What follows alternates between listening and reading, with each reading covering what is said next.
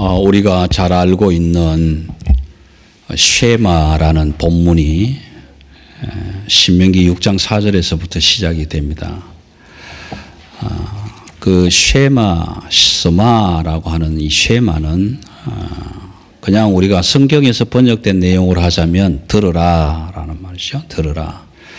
그런데 히브리적 어원으로 이 쉐마를 좀 해석을 하면 듣기만 하는 것이 아니라 듣고 믿고 행하라라는 것까지 내포하고 있는 단어이기 때문에 이스라엘 백성을 향해서뿐만 아니라 오늘 우리를 향한 하나님의 백성들을 향한 하나님의 말씀이 선포될 때에도 마찬가지로 너희는 내 말을 들으라 말씀하실 때에 거기에는 듣는 것만이 아니라 듣고 믿고 행하기를 원하는 아버지 하나님의 마음을 다 담아서 우리에게 선포해 주고 계신다라는 사실을 좀 깨달아야 합니다. 기억해야 합니다.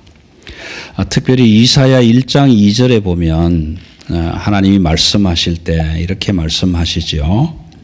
하늘이여 들으라 땅이여 귀를 기울여라 여호와께서 말씀하시기를 내가 자녀를 양육하였거늘 그들이 나를 거역하였도다. 그렇게 말씀하세요.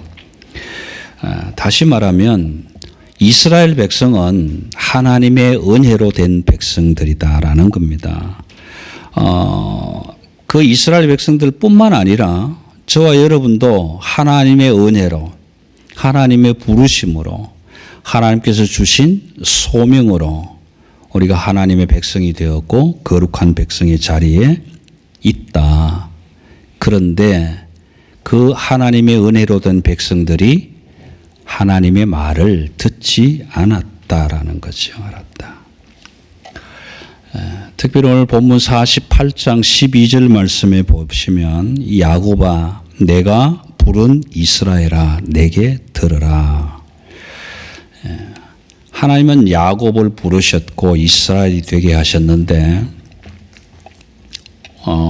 야곱을 부르시는 사건 속에서 말라기 선지자는 1장 2절 3절에서 뭐라고 기록을 하느냐 하면은 하나님께서 장자인 에서를 택한 것이 아니라 차자인 야곱을 택했다.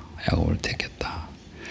그 왜 많은 사람들이 아니 장자도 있는데 장남도 있는데 왜 차남을 택했느냐라고 질문할 때 하나님은 내가 그를 사랑했기 때문이다라고 말씀하시잖아요. 내가 긍휼을 베풀 자에게 긍휼을 베풀고 내가 사랑할 자에게 사랑한다라고 출애굽기에서 모세에게도 그렇게 말씀하시는 부분을 보게 됩니다.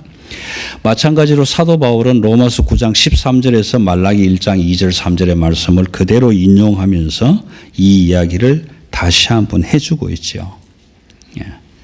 그런데 하나님이 차자인 야곱을 부르시기는 했는데 그 야곱을 이스라엘 되게 하신 과정은 우리가 성경을 통해서 잘 알 수 있지만 특별히 창세기 32장에서 자세하게 설명이 됩니다. 자세하게. 왜 어떻게 이스라엘이 되는가. 물론 그 앞에 많은 내용들이 전개가 되지만 특별히 32장 야복강 나루터에서 기도하는 야곱을 통해서 그 내용을 잠시 요약을 해보면 이런 경우죠.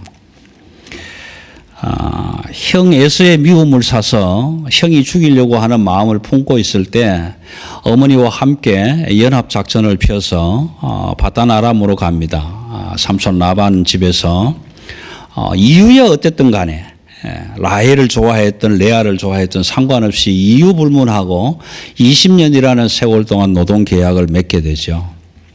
그 과정 중에서 빈손으로 루스 들판을 건넜던 야곱이 돌아올 때에는 2때나 이루었다라고 고백할 만큼 많은 부를 축적하고 또 우리가 오늘 이 시대에서는 이해할 수 없는 4명의 부인과 12아들을 거느리고 야복강으로 이제 오게 되는데 내가 오고 싶어서 온 것이 아니라 하나님이 어느 날 야곱에게 이제 일어나서 고향으로 돌아가라 라는 말씀을 하시는 것을 듣고 고향을 향해서 돌아가는 과정에서 야복강 나루토에서 야곱은 마지막 꾀를 부립니다.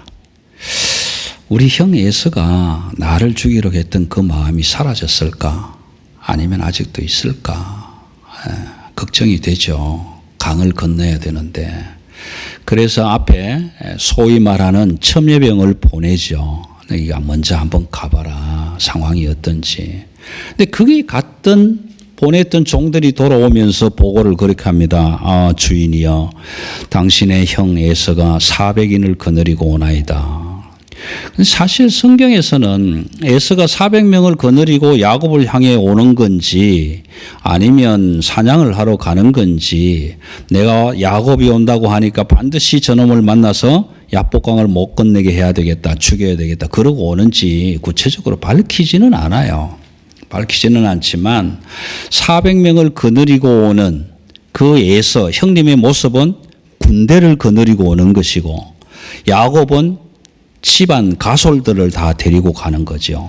싸움이 안 되는 싸움입니다, 사실은. 뭐 싸움은 당연히 지죠. 그 소식을 들은 야곱은 이렇게 합니다. 일단 때를 좀 나누어서 먼저 형님 앞으로 보내서 선물로 공세를 하고, 그러면 마음이 좀 누그러질 것이다, 이런 생각을 하면서 아내들까지 다 강을 건너게 해요. 다 강을 건너게 하고 자기 혼자만 야복강 이쪽에서 지금 밤을 지새야 되는 상황이 됩니다. 여러분, 성경은 설명 안 하지만 우리가 생각할 때 어때요? 야곱이 왜 강을 건너지 않고 혼자 남아 있었을까? 성경은 설명하지 않습니다. 그런데 속이는 자로 호칭되는 이 야곱이 마지막 상황이 오면, 여러분, 전술 중에 가장 훌륭한 전술이 마지막 전술이 36개 주랭랑이라고 하지 않습니까? 최후의 순간에는 건강한 자기 두 발로 야복강을 등 돌리면서 도망가겠다라는 생각을 할 수도 있었겠다라고 추측해 볼 수 있는 겁니다. 그런저런 생각을 하면서 다 넘겨놓고, 강을 다 건너게 해놓고, 아내들도 자식들도 다 건너게 해놓고, 이런저런 생각에 아마 밤잠을 못 잘 수도 있었겠죠. 그런데 그 순간에 소위 성경이 말하는 어떤 사람이 다가와서 질문을 이렇게 하면 어떻겠냐. 야곱아, 네가 왜 이렇게 걱정하느냐? 무슨 고민이 있느냐? 왜 염려하느냐? 양떼 소떼를 다 보내놓고 아내도 아들도 다 보내놓고 왜 너 혼자만 여기 남았느냐? 이렇게 질문을 했더라면 뭐라고 대답을 했을 텐데, 그 어떤 사람이 다짜고짜로 와서 씨름부터 걸어오는 거잖아요. 씨름을 걸어옵니다. 야곱은 사실 성경을 읽어보면 조금은 눈치를 챘지 않을까 싶기는 하지만, 그 씨름을 걸어오는 어떤 사람과 밤새도록 씨름을 해요. 씨름을 하는데 그 사람이 가야 되는 시간이 옵니다. 마치 무슨 영화의 한 장면처럼 날이 새면 야수로 변하고 밤이 되면 사람이 되는 것처럼, 라자리노라는 영화를 보면 그런 장면이 나오죠. 날이 새면 이제 가야 되는데, 이 사람이 가야 되는데 야곱이 잡고 놓지를 않으니까 부탁을 하죠. 나로 가게 하라. 그랬을 때 야곱은 이렇게 얘기를 합니다. 당신이 나에게 축복하지 않으면 보낼 수가 없습니다. 놓지 않겠습니다. 여러분, 이 말씀은 우리가 성경에 기록되었으니까 읽고 그렇게 인정하고 받아들이고 가지만, 여러분 한번 생각해 보세요. 집 앞에 나갔는데 길 가던 어떤 사람이 붙잡고 갑자기 씨름을 하는데, 붙잡고 있으면서 나라 나 갈래, 이렇게, 아니 당신이 축복 안 해주면 나 못 보내, 이렇게 얘기한다고 생각하면 그게 우습지 않아요? 도대체 무슨 이런 일이 다 있냐고. 그럼에도 불구하고 야곱은 거기에 딱 생명 걸고 붙잡았잖아요. 그 붙잡음을 통해서 우리는 바라볼 때, 야곱도 뭔가 낌새를 차리고 있겠구나라는 생각을 하죠. 생각을 하는데, 가야 할 사람이 도저히 방법이 없다고 생각이 되니까 환도뼈를 때립니다. 근데 이제 이 환도뼈는 사실 이 아래쪽으로는 다리 대퇴부와 허리를 고추 세울 수 있는 힘의 근원이 되는 뼈인데, 이 뼈를 건드려 놓았으니 야곱이 다리를 절 수밖에 없겠죠. 나중에 소개되는 내용이지만, 그 힘이 다 빠져버린 상태에서 끝까지 그 사람을 붙잡는단 말이에요. 그 사람을 붙잡는다. 예. 그러면 여러분, 여러분이 그 어떤 사람이라고 생각을 했을 때 야곱이 환도뼈가 부러지기 전에 붙잡은 힘과 환도뼈가 부러지고 난 뒤에 붙잡는 힘을 느낄까요? 못 느낄까요? 느끼겠죠. 환도뼈가 부러지기 전에는 정말 뭐 바지가랭이가 찢어질 만큼 꽉 잡았을지 몰라요. 근데 환도뼈가 부러지고 나면 힘이 없잖아요. 이게 사실은 야곱이 붙잡고 싶어서 붙잡는 게 아니라 죽지 못해서 붙잡고 있는 거예요, 사실은. 여러분, 여기서 우리는 한 가지 교훈을 하나 발견하고 넘어갑시다. 내가 내 힘으로, 내 지식으로, 나의 어떤 방법으로 내가 하나님을 붙잡는다는 것은 믿음입니다. 여러분들이 내가 이렇게 하겠습니다. 하나님 내게 은혜를 베풀어 주시면 이렇게 봉사하고 이렇게 헌신하고 이렇게 구제하고 이렇게 말씀 읽고 이렇게 찬양하고 그렇게 하겠습니다. 나의 어떠함을 가지고 그 하나님을 끝까지 붙잡고 나아가겠다고 하는 마음의 결단은 믿음입니다. 그런데 환도뼈가 부러졌잖아요.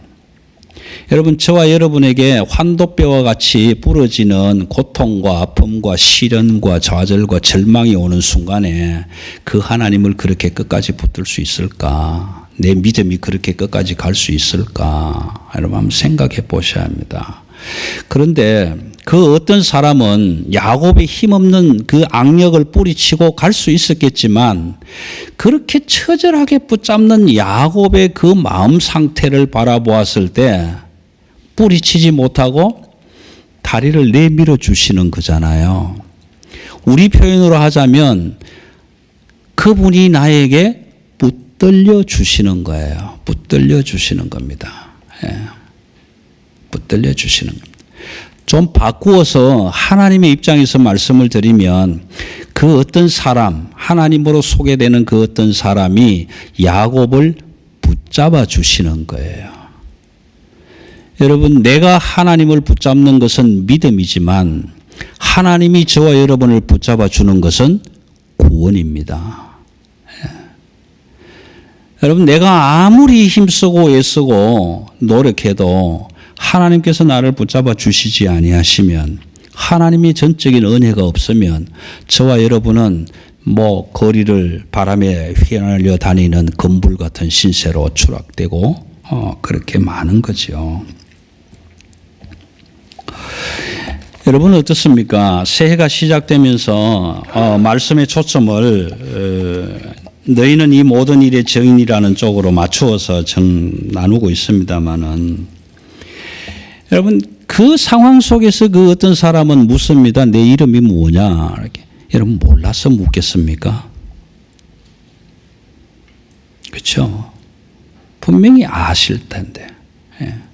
내가 부른 야곱아, 내가 너를 짓고 조성한 이스라엘아, 분명히 아실 텐데 네 이름이 뭐냐? 야곱입니다. 다시는 야곱이라 하지 말고 이스라엘. 네가 하나님과 겨루어 이겼다. 그렇게 얘기합니다. 여러분 이사야 앞으로 석 장 정도 앞으로 당겨 봅시다. 45장 4절 한번 보겠습니다. 이사야 45장 4절. 이사야 45장은 고레스 왕을 세우는 장면의 내용인데, 이 4절에 보면 하나님께서 이렇게 말씀하십니다. 내가 나의 종 야곱, 내가 택한 자 이스라엘을 위하여. 분명히 하나님이 야곱을 택하시고 이스라엘을 세우셨던 그 하나님이 그 이스라엘을 위하여 내 이름을 불러 너는 나를 알지 못하였을지라도 내게 칭호를 주었노라. 이 뒷부분은요 고레스에게 하는 이야기입니다. 고레스를 부르셔서, 고레스는 하나님을 모르지만 나는 너를 알았고 내가 너에게 칭호를 주었다, 이름을 주었다, 그렇게 말씀하고 있는 겁니다. 그래서 그 어떤 사람이 누구냐라고 질문할 때 그분은 하나님으로 나타나신 어떤 사람이라는 사실을 우리는 증명해 볼 수 있다라는 것입니다. 그렇게 해서 만들어진 이스라엘인데 그 은혜에 보답하지 못했다. 히스기야처럼 은혜에 보답하지 못했다. 그래서 48장 13절에는 이렇게 말씀합니다. 과연 내 손이 땅의 기초를 정하였고 내 오른손이 하늘을 폈나니 내가 그들을 부르면 그것들이 일제히 서느니라. 이걸 조금 축약해서 말씀을 드리면 하나님이 지으시고 부르시고 사명을 준 사람들이라면 하나님이 부르실 때 다 나오는데 14절 말씀은 하나님의 은혜를 받아서 이스라엘이 된 너희는 왜 나오지 않느냐라고 질문하는 겁니다. 그래서 너희는 다 모여 내 말을 들으라 그렇게 이야기하는 겁니다. 이렇게 말씀하시면서 그 뒤로 이어지는 이야기는 그 이스라엘 백성들이 하나님의 은혜를 저버리고 세상을 따라서 또는 하나님이 아닌 다른 신을 섬겨가는 이런 모습 속에서 하나님은 그들을 향해 질문합니다. 너희가 섬기는 우상 중에 너희가 믿는 신들 중에 어느 누가 바벨론을 무너뜨리고 고레스라는 왕이 일어나서 70년 뒤에 너희를 다시 해방시키겠다고 예언한 신이 있느냐? 너희가 믿는 신 중에 그런 신이 있으면 한번 데려와 봐라. 그런 이야기예요. 여러분, 이스라엘 백성들이 70년 포로 생활된 사실들을 이야기하기는 많은 선지자들을 보내서 계속 이야기했지만 너희가 듣지 않았다. 그 대표적인 선지자들 중에 이사야와 예레미야가 있지 않습니까? 이사야 1장부터 39절까지는 계속해서 그 이야기합니다. 그렇게 살면 안 된다. 그렇게 살면 포로된다. 그렇게 살면 내가 그냥 있지 않을 것이다. 돌이키라, 돌이키라, 돌이키라. 계속 말씀하죠. 그러다가 40장 가면 내 백성을 위로하라. 그리고 40장에서부터 66장까지는 어차피 포로가 될 것은 정해진 이치고 그 70년 동안 포로 생활을 하면서 포로처럼 살지 말고 그곳에서도 너희를 다스리는 왕들에게 복종하며 살아라. 그래야 너희의 삶이 편해질 것이다. 라는 이야기를 계속 해주고 있는 거예요. 그런데도 불구하고 그 말을 한 번도 제대로 들은 적이 없잖아요. 예레미야서를 읽어보면 그런 내용들이 나오죠. 선지자가 찾아와서 예레미야에게 이렇게 합니다. 예레미야야, 언제 하나님이 너에게 우리 이스라엘 백성들이 70년 포로된다고 했냐? 어젯밤에 내게 말씀하시기를 2년 뒤에 해방되게 하시겠다고 하셨다. 그런 싸움을 하잖아요. 그래서 예레미야가 목에 걸고 있는 나무로 된 멍에를 깨트려 버리니까 그 다음 날 예레미야에게 하나님은 너는 쇠로 된 것을 해서 가라. 쇠 멍에를 짊어지고 가서 다시 싸움을 시작하는 거잖아요. 그렇게 이야기를 하고 그렇게 행위적으로 선지자들이 다 보여주었지만 그 사실을 믿지 않았던 야곱, 이스라엘 백성들이었다라는 거예요. 하나님이 부르시면 다 나오는데 왜 너만 안 나오냐, 이런 이야기입니다. 여러분, 이 말씀을 오늘 우리 삶의 현장으로 좀 가져오면 저와 여러분을 다 부르셨잖아요. 부르셨는데 왜 너만 안 나오냐, 너만 안 나오냐, 나는 너가 보고 싶은데 왜 너만 안 나오냐, 그렇게 이야기하는 겁니다. 특별히 내가 사랑하는 자는 그 뜻을 바벨론에게 행할 것이다 라는 이야기는 고레스를 향한 이야기입니다.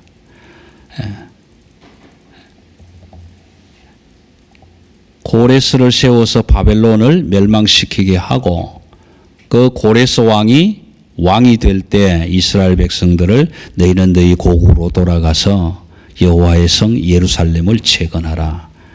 그래서 역대하 36장 마지막 절에서부터 시작되면서 고레스 왕이 일어나는 내용들을 우리가 보게 됩니다.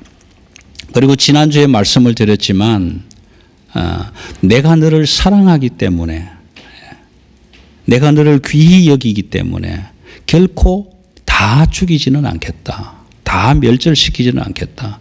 다만 바벨론이라는 나라, 아수르라는 나라를 통해서 풀무불로 연단하듯이 풀무의 연단처럼만 삼겠다. 그리고 70년 뒤에는 반드시 해방되게 하겠다라는 약속을 해주는 것입니다.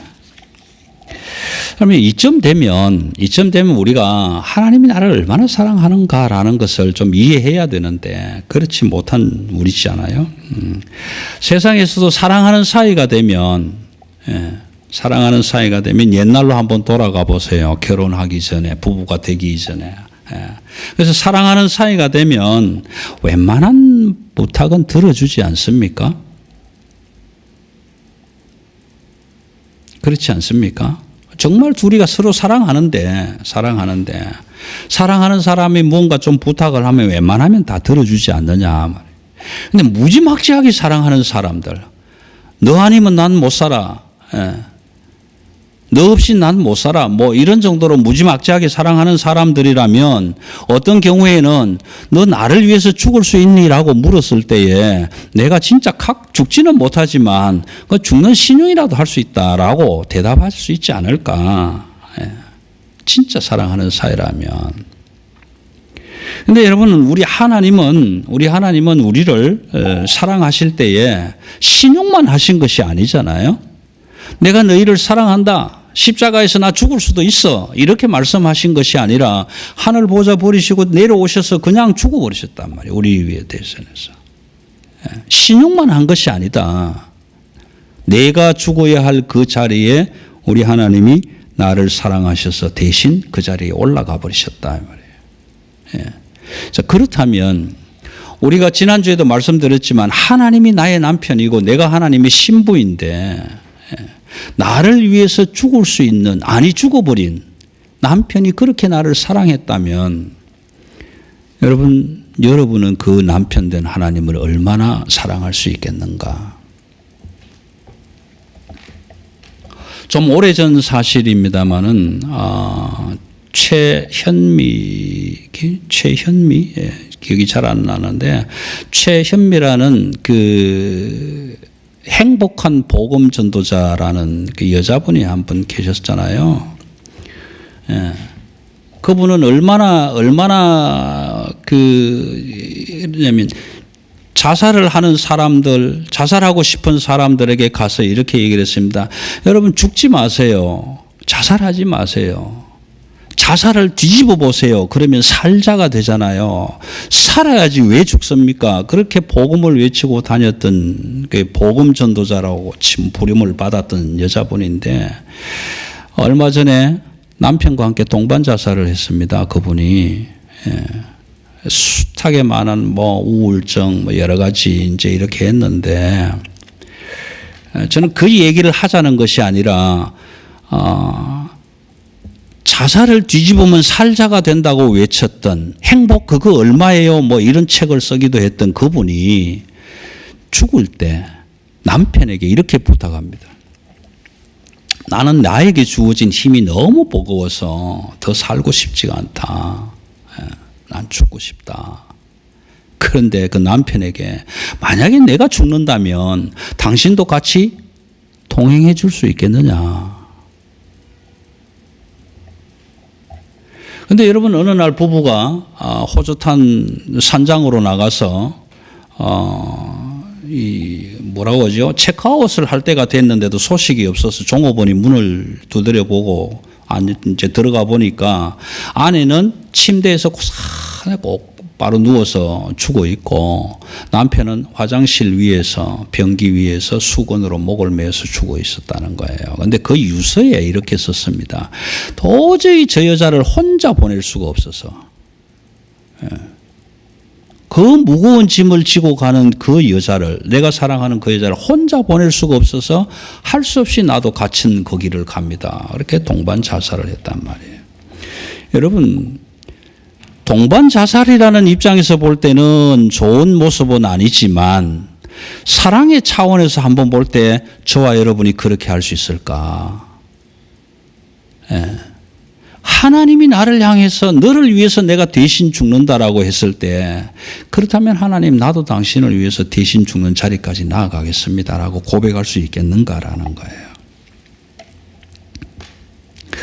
여러분 여기에서 또 한 가지 우리가 짚고 넘어가야 할 것은 이런 것입니다.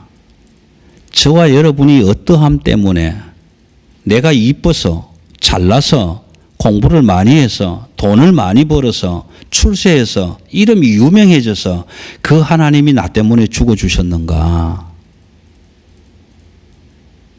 그렇지 않다면 천하고 공부도 못하고 돈도 못 벌고 이름도 없고 가는 데마다 천시 멸시 받는 그런 자라면 그런 자인 나를 위해서도 하나님이 십자가에서 죽어주셨을까? 나의 어떠함 때문에 하나님이 죽고 사는 문제를 결정해야 된다면 나를 바라보면서 너는 내가 사랑한다. 참 이쁘다. 목회 잘한다. 그러니 내가 네 대신 죽어줄게. 그러셨을까요? 아니면 이 목사 너 그게 목회냐? 지금 몇 년째 그러고 있냐? 앞으로도 그럴 거냐? 내가 너 그 꼴 보기 위해서 내가 네 대신 죽어야 되겠냐? 그러고 안 죽어주시면 내가 죽어야 되는 거죠. 여러분 하나님의 구원하심은 저와 여러분의 어떠함 때문에 일어나는 결론적인 이야기가 아닙니다. 보상적인 이야기가 아니에요. 내가 이뻐서 잘나서 전도를 1000명, 2000명 했다고 헌금을 수백만 원 드렸다고 봉사를 막 일주일 내내 했다고? 아니요. 그것 때문에 하나님이 구원을 결정하고 안 하고 그렇지는 않아요.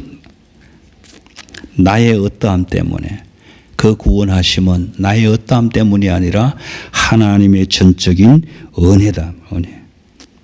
그래서 17절에서는 이렇게 기록합니다. 너희의 구속자시요 이스라엘의 거룩하신 여호와는 우리의 어떠함 때문이 아니라 우리가 어떠하든지 간에 유익한 것을 가르쳐 주시고 유익한 길로 인도하시는 분이다라고 이사야는 기록하고 있는 겁니다. 여러분 하나님의 사랑 이상하지 않습니까? 이해가 됩니까? 하나님이 왜 나 때문에 십자가에 죽었을까? 이해가 되시냐고요.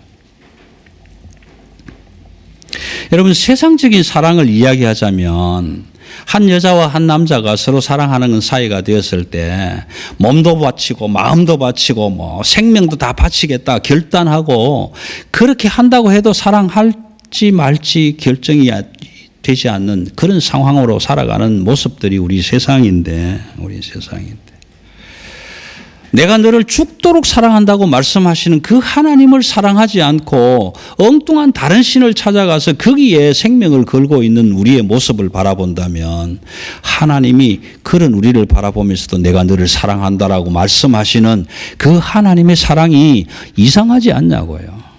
그 이해가 되냐고요. 네? 여러분 성경 하나님의 말씀을 하나님의 말씀 속에 담겨져 있는 그 하나님의 사랑의 마음을 세상의 어떤 언어로 표현할 수 있겠냐고요. 어떤 언어로.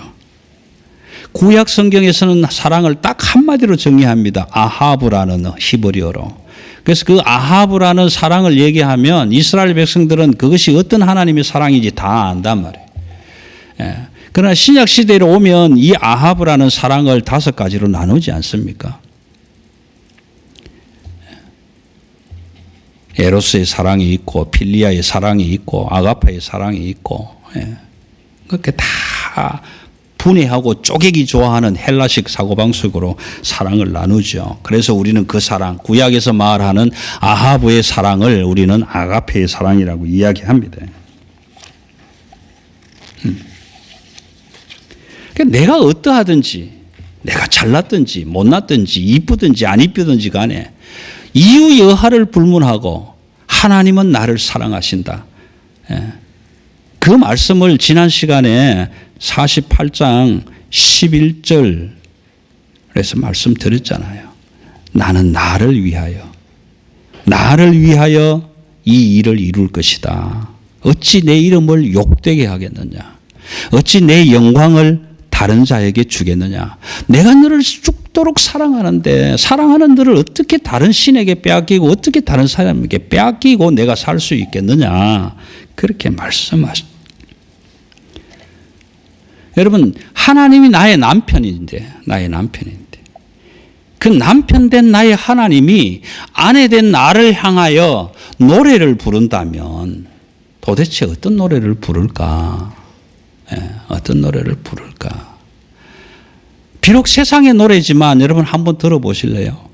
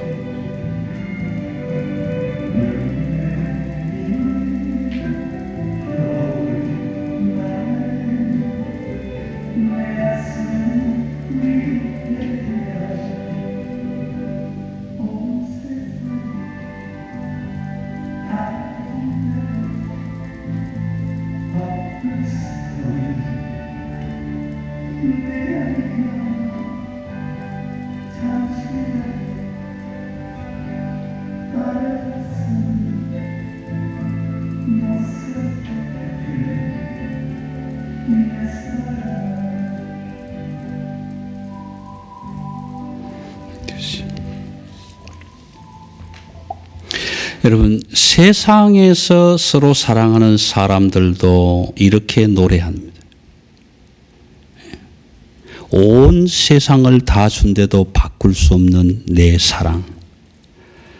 하나님은 저와 여러분을 바라보시면서 천하보다 귀한 당신의 자녀라고 말씀하시잖아요.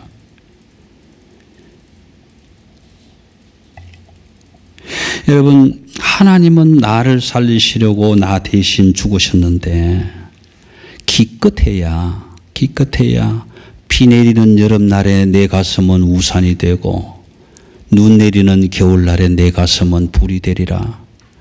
뒷가사는 이렇습니다. 행여 당신 외로울 때 내가 당신 친구가 되고 행여 당신 우울할 때 내가 당신 웃음이 되리라.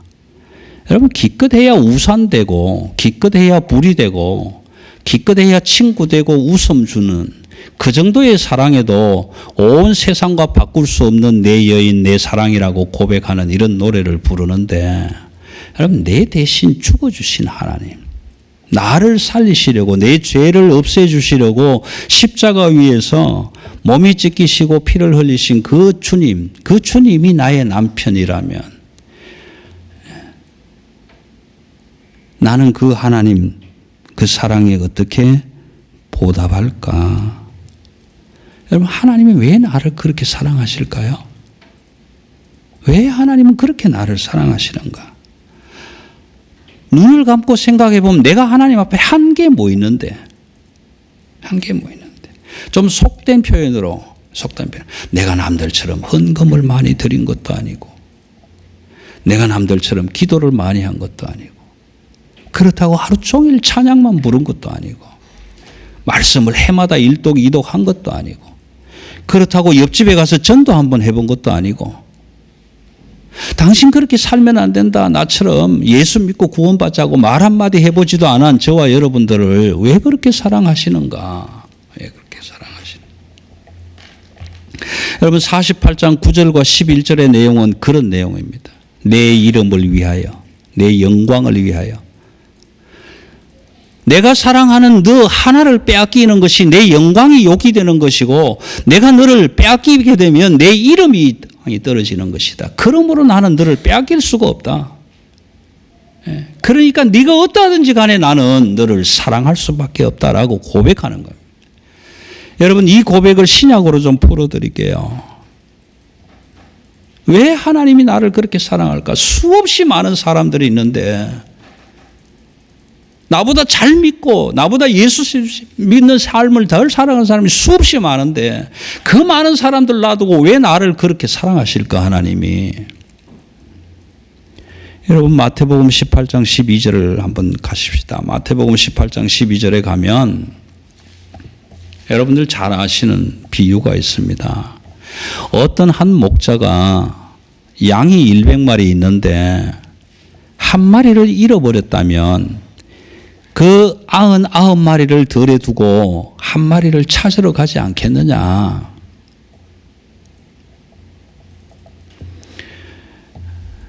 우리 중에 그런 분 있으면 손 한번 들어보세요. 내가 양이 100마리 있는데 한 마리 잃어버렸다고 99마리를 어떻게 될지도 모르는 들판에가 놔두고 그 한 마리 찾으러 갈 사람이 있습니까? 없잖아요. 없잖아요. 목회를 하는 저에게도 물으면 그럴 것입니다.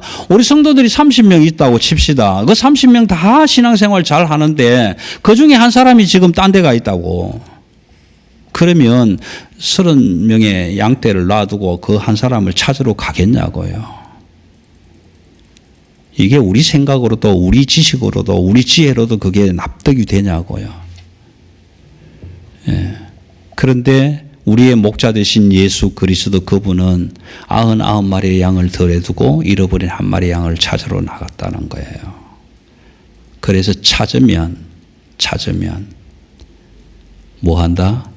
잔치하지 않겠느냐라는 거예요. 잔치하지 않겠느냐. 왜 잔치할까요? 99마리 있는데 잃어버린 한 마리 그거 찾아왔다고 기뻐서? 여러분 그 잃어버린 한 마리를 찾는 것이 하나님의 이름을 영광되게 하는 일이기 때문에 그렇습니다.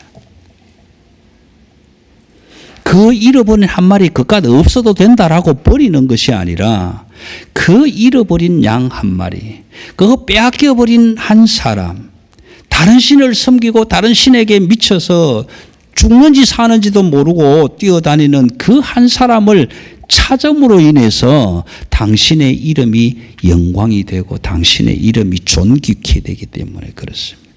그래서 한 사람을 찾는 겁니다. 그래서 저와 여러분 수없이 많은 이 70억이 넘는 인구 속에서 저와 여러분을 특별하게 불러서 소명 주시고 너는 내 것이라 지명한 그 한 사람으로 세워준 것이 하나님의 이름을 영광되게 하시기 위함입니다. 여러분, 여러분이 하나님 앞에 존전에 서 있는 것은 하나님의 이름을 영광되게 하는 것입니다. 이사야 43장 1절 7절을 한번 넘어가 보겠습니다. 이사야 43장 1절 7절.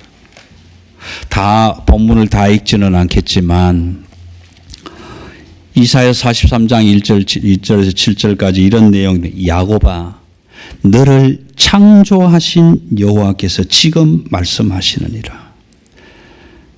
이스라엘아, 너를 지으신 이가 말씀하시느니라. 너는 두려워하지 말라. 내가 너를 구속하였고 내가 너를 지명하여 불렀나니 너는 내 것이라. 여러분, 이 야곱아 너를 창조하신이라고, 창조라는 이 용어는요, 창세기 1장 1절에서 말씀하시는 바라라는 이야기입니다. 하나님이 태초에 천지를 창조하시니라 할 때 다시 말씀드리면 찾아 선택, 에서가 아니라 하나님을 선택하시고 야곱을 선택하시고 하나님이, 그 다음 뒤에 나오는 내가 지으신, 너를 지으신 여호와, 지으신 할 때는 야찰이라는 단어를 쓰는데 이 말은 조성하셨다, 만들어내셨다라는 거예요. 야곱을 불러서 하나님과 겨루어 이긴 사람이 되기까지 하나님이 이스라엘로 만들어내셨다. 여러분, 저와 여러분은 믿음의 길로 가는 도상에 있습니다. 도상에. 여행 중에 있단 말이에요. 그래서 저와 여러분을 불러서 우리를 이스라엘 되게 하시기 위한 여정 중에 있다.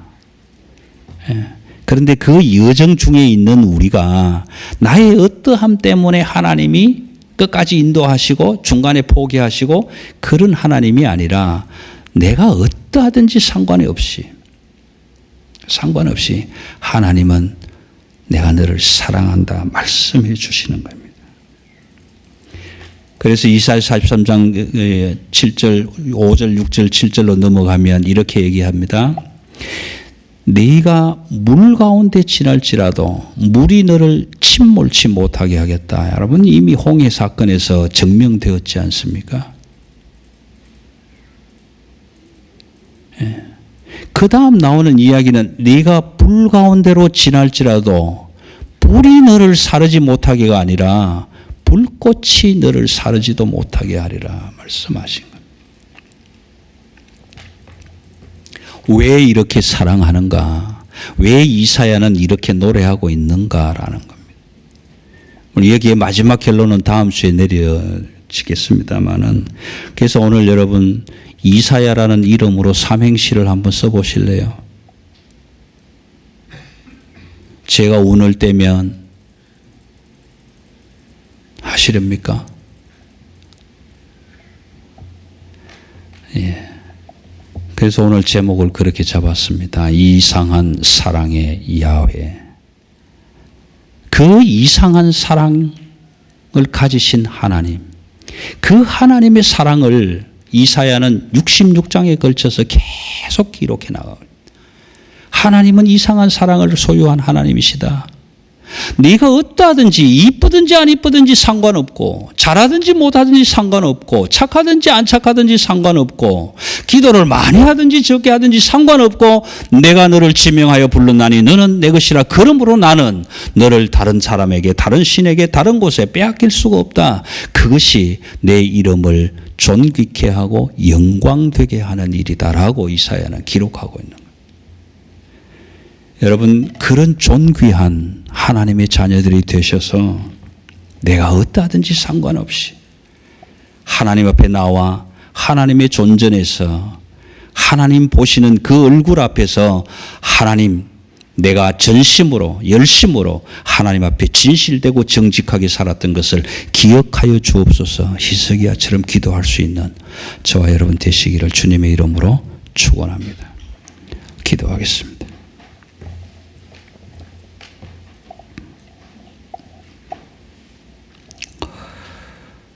나를 부르신 이도 하나님, 나를 지으신 이도 하나님, 또한 나를 보내실 이도 하나님이라고 고백한 노래 가사처럼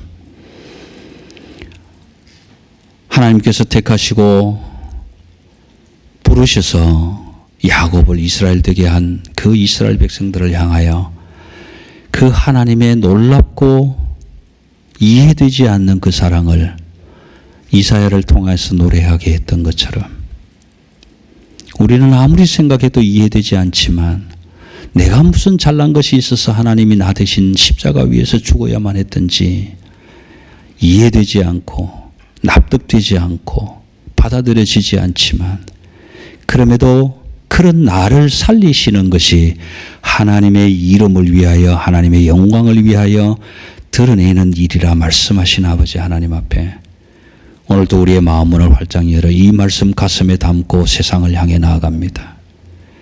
하나님, 세상에서 없어질 은금이 나를 구원한 것이 아니라 그 하나님의 전적인 은혜가 나를 하나님의 구원의 반열에 세웠다는 사실을 마음속 깊이 새기고 나가 한 주간 세상을 살아갈 때에 이 믿음, 이 은혜, 이 용기 세상을 너끈히 이겨나간 우리의 삶이 되게 하여 주옵소서.